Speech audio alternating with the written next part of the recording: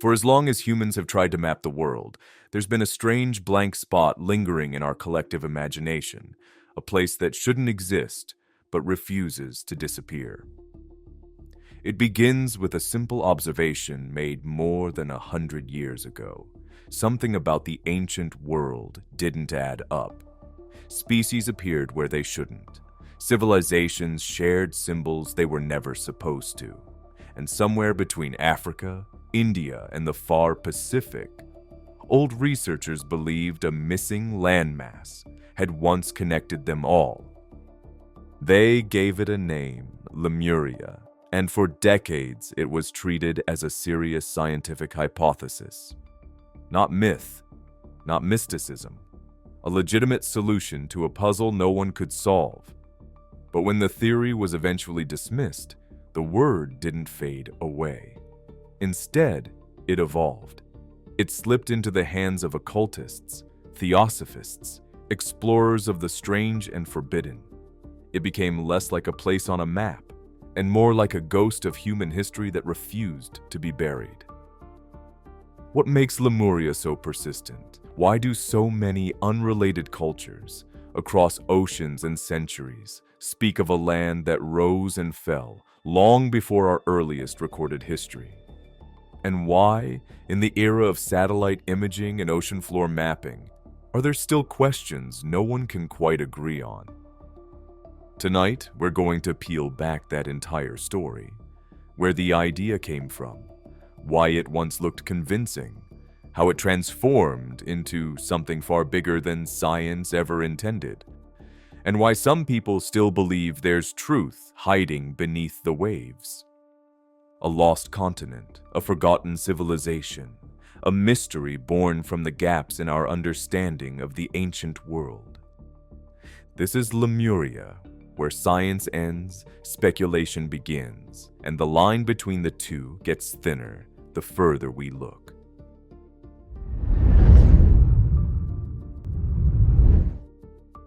British zoologist Philip Sclater initially conceived Lemuria as a practical land bridge connecting Madagascar and India. He theorized this landmass to explain the existence of lemurs on both Madagascar and India, but not on any existing lands in between, such as the Middle East. Yet believers later filled this blank space with vivid detail. Imagine a sprawling subtropical continent bathed in perpetual dusk, home to vast forests of ancient ferns and flowering trees. Its shores were jagged with cliffs and gentle beaches, while mighty rivers carved their way inland from the Indian Ocean. At the heart of Lemuria rose great stone cities built of megalithic blocks, adorned with intricate carvings depicting lemurs, serpents, and celestial symbols. Legends describe its inhabitants as a race of peaceful giants, perhaps twice the height of modern humans, who lived in harmony with nature and possessed wisdom beyond our own. These Lemurians were said to have mastered a unique blend of spirituality and technology. They harnessed crystalline energy, beacons of shimmering quartz arranged in geometric patterns, to generate light and heat and to heal their bodies and minds. Their architecture was both grand and sustainable. Pyramidal towers and circular temples arranged around open plazas, shaded by enormous trees. Instead of roads, travelers moved through these cities via canals and vine-covered pathways.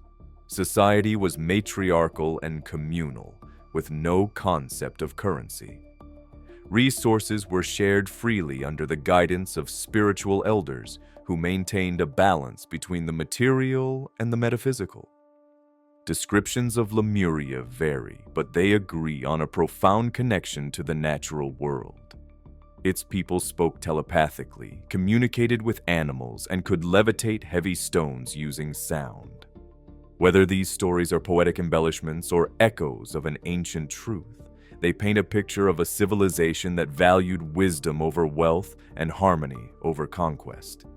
They set the stage for a tale of hubris and catastrophe. According to later theosophical and New Age writers, the downfall of Lemuria was sudden and catastrophic.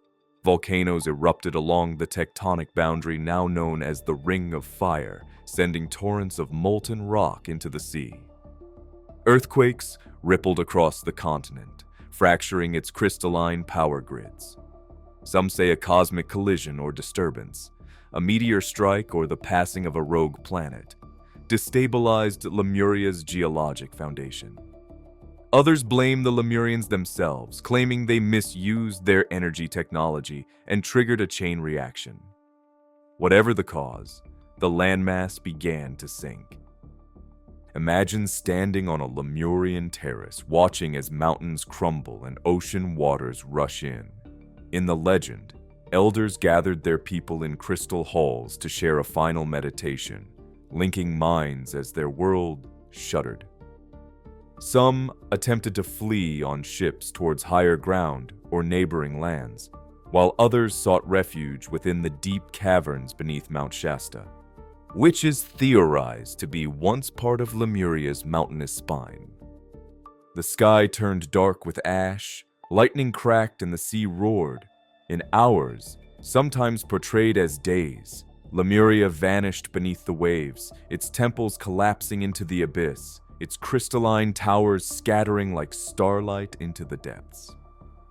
Those who claim to channel Lemurian knowledge speak of survivors sailing east to the Americas and west to India, carrying with them fragments of their culture, stories, rituals, and perhaps technology that later seeded myths across the Pacific and Indian Oceans. The event left a scar on humanity's collective memory, resurfacing as flood legends and tales of a golden age lost to hubris. In the aftermath, search for Lemuria shifted from oral tradition to scientific inquiry. As early as the 19th century, naturalists and archaeologists scoured coastlines and seabeds for evidence of a lost land. They documented submerged ruins off the coasts of India and Japan, and speculated about underwater platforms near Yonaguni. Though many of these structures were later identified as natural formations, the allure of a sunken civilization persisted. In India, Tamil scholars connected the Lemuria legend to Kumari Kandam, a mythic homeland of the Dravidian peoples, and argued that ancient Tamil literature preserved eyewitness accounts of cities consumed by the sea. By the mid-20th century, however, the scientific community largely moved on. Plate tectonics explained Madagascar's wildlife without invoking a drowned continent, and geological surveys found no evidence of a vast landmass where Lemuria was supposed to be. Still, the myth remained resilient. New Age groups founded organizations like the Lemurian Fellowship, teaching that survivors built an underground city named Telos beneath Mount Shasta. Despite the lack of empirical proof, these communities nurtured a spiritual lineage that claimed to draw on Lemuria's peaceful and advanced way of life, framing it as a beacon for humanity's possible future rather than a relic of its past.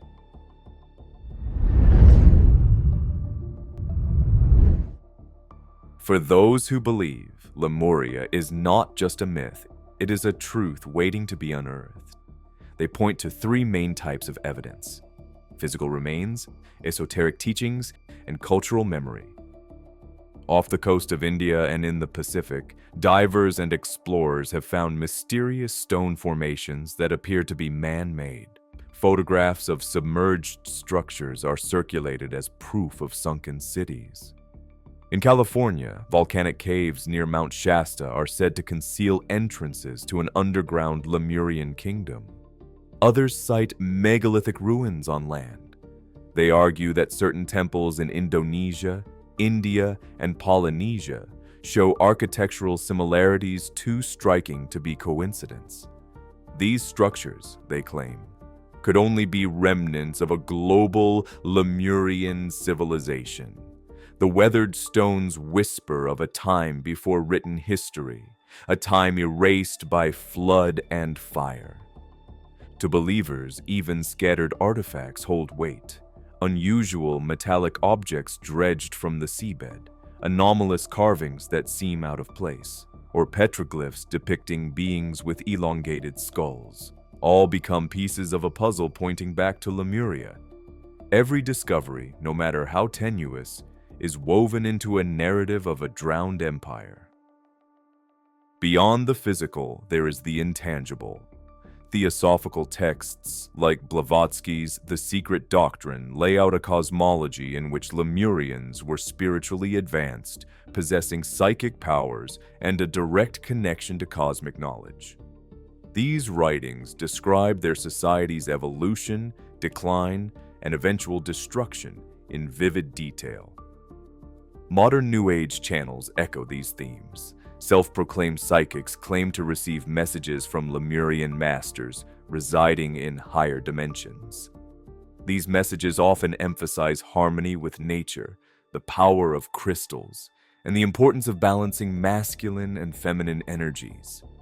The lore fits neatly with contemporary spiritual trends, giving believers a sense of continuity with a mythical past. Workshops and retreats marketed as Lemurian activations promise participants access to ancient wisdom and healing. By meditating with certain crystals or visiting sacred sites, attendees believe they can reawaken dormant Lemurian DNA within themselves. The commercial side of these beliefs does not diminish their appeal. Instead, it provides a tangible pathway to participate in a mythic story. Believers also point to myths and legends from around the world as collective memories of Lemuria. In Tamil literature, stories of Kumari Kandam speak of a vast land lost to the ocean. Poetic epics describe prosperous cities and scholars displaced by a catastrophic flood. To Lemurian enthusiasts, these tales are not allegory, but history. Similarly, myths from Polynesia and the Pacific Islands tell of sunken lands and ancestors arriving from the sea. These narratives are seen as fragments of a larger story about a continent that connected disparate cultures before vanishing beneath the waves. The ubiquity of flood myths, from the Bible to Gilgamesh, is woven into the argument that an actual cataclysm occurred. There is also a psychological appeal. The idea that we carry ancestral memories of a lost paradise resonates with people who feel disconnected from the modern world. For believers, Lemuria fills that void. It offers a sense of belonging to something ancient and profound. Taken together, these strands form a large web of beliefs. Physical curiosities, esoteric texts, and cultural stories merge into a compelling narrative. But how does this narrative hold up under scrutiny?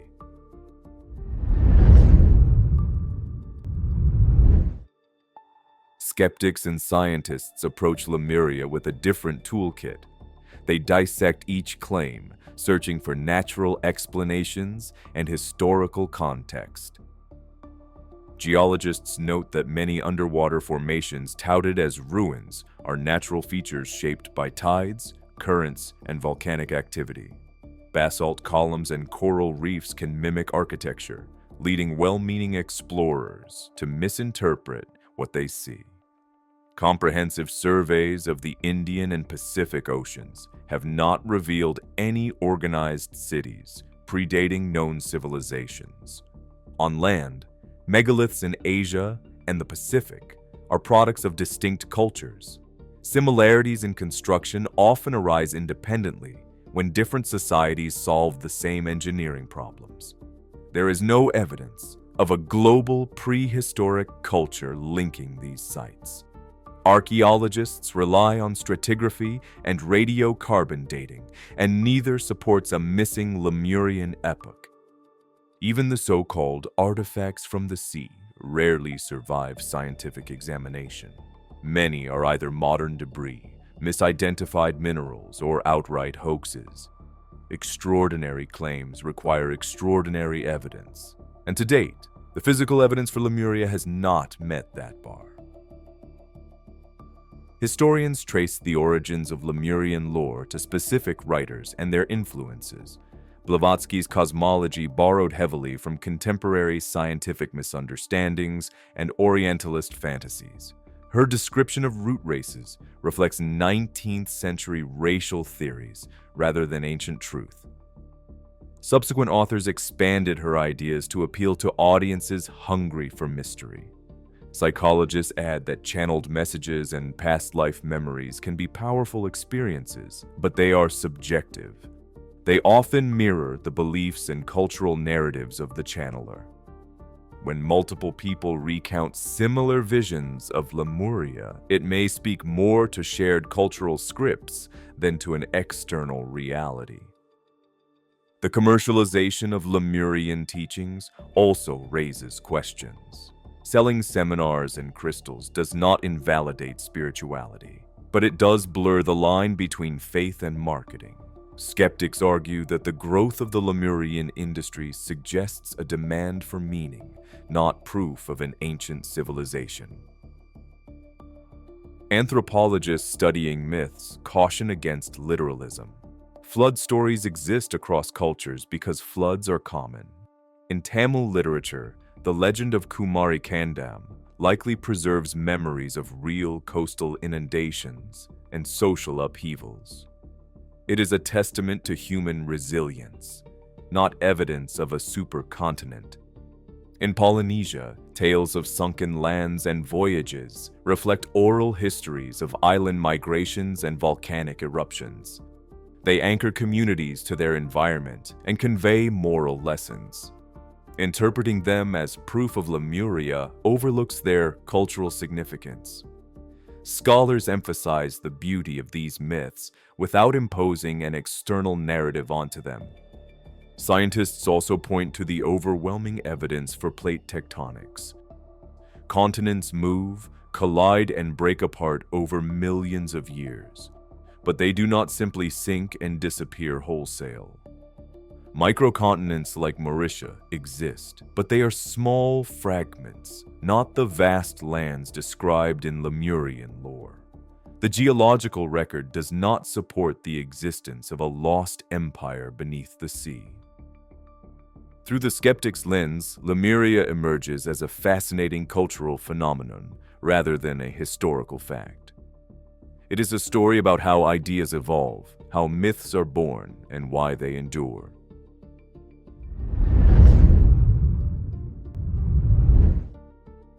With evidence and counter-evidence laid out, we can explore broader theories, bridges between myth and reality that illuminate why Lemuria captivates us. One theory suggests that Lemuria is a lesson in how scientific concepts can be reshaped by culture. Sclater's land bridge was a product of his time, a hypothesis offered in good faith. As new discoveries like plate tectonics emerged, the hypothesis became obsolete, yet rather than disappearing, it morphed into legend. In this view, Lemuria is less about geology and more about the human imagination. We take an idea and, through literature and spirituality, turn it into something larger than life. The same process occurs today when speculative theories are embraced by online communities and transformed into belief systems. The misinterpretation serves as a cautionary tale. It reminds us to trace ideas back to their origins and to recognize when they leave the realm of evidence. It also highlights our collective need to fill gaps in knowledge with stories, sometimes at the expense of facts. Another theory asks whether a kernel of truth lies beneath the myth. Geologists have discovered fragments of ancient crust, like Mauritius, under the Indian Ocean. These microcontinents were once part of larger landmasses that broke apart and subsided. Could such fragments have supported early cultures now lost to time? While there is no evidence of a large advanced civilization on these fragments, it is possible that small human groups once inhabited areas now submerged. Sea level rise after the last ice age flooded vast coastal plains around the world, erasing archaeological sites. Perhaps oral traditions of sunken lands preserve memories of these losses. This theory does not resurrect a 15-foot-tall race or advanced technology. It suggests that some myths may echo real events on a much smaller scale. Exploring submerged landscapes with modern sonar and archaeology could reveal surprises, not Lemuria, but a deeper understanding of our ancestors' resilience. A more metaphysical theory posits that there is a kind of collective unconscious, a psychic archive where memories of past lives and civilizations reside. Theosophists call this the Akashic Records. When people channel Lemurian messages or recall past lives in a sunken city, they may be tapping into this well of symbols and archetypes. Under this lens, it doesn't matter whether Lemuria existed physically. What matters is what it represents: a longing for unity, harmony with nature, and a return to a mythic golden age. The imagery of crystal cities, wise elders, and peaceful societies emerges from deep psychological currents shared across cultures. Critics argue there is no scientific basis for a collective unconscious storing literal memories. Yet the theory encourages us to view myths not as lies, but as meaningful stories that reveal our spiritual aspirations. Lemuria, whether real or imagined, becomes a mirror for our desires and fears. A final fringe theory suggests that Lemuria was real and that remnants of its people still exist, hidden from the modern world. According to this speculation, advanced beings retreated underground or beneath the ocean after their homeland was destroyed. They occasionally interact with humanity, guiding us toward enlightenment or warning us of impending catastrophe. Proponents point to alleged encounters with tall, robed figures near Mount Shasta, mysterious disappearances at sea, and unexplained lights in deep ocean trenches. They imagine vast caverns filled with technology beyond our comprehension. This theory is the stuff of fantasy and science fiction, yet it persists because it offers a tantalizing blend of hope and drama. There is no evidence to support hidden Lemurians guiding human affairs. The idea thrives in the absence of proof because it gives believers a sense of being part of a cosmic narrative. It also dovetails with broader conspiracies about secret societies and government cover-ups. Like all myths, it reflects the anxieties and dreams of its time. Each theory, from the scholarly to the speculative, teaches us something about how we construct meaning from mystery. Lemuria lives on not because of fossils or ruins, but because we need it to. It is a vessel for our questions about origins, identity, and destiny.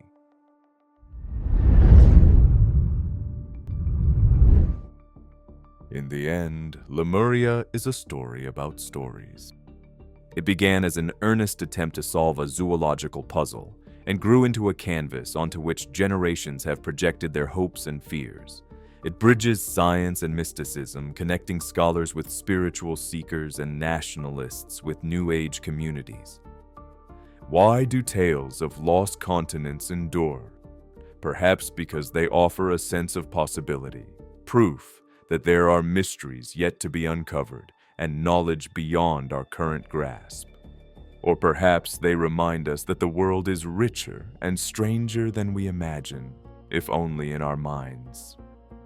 As the waves roll on above the Indian and Pacific Oceans, the legend of Lemuria continues to ebb and flow. Do myths like this hint at forgotten chapters of human history, or are they mirrors reflecting our deepest yearnings? The answer, like the continent itself, remains just out of reach.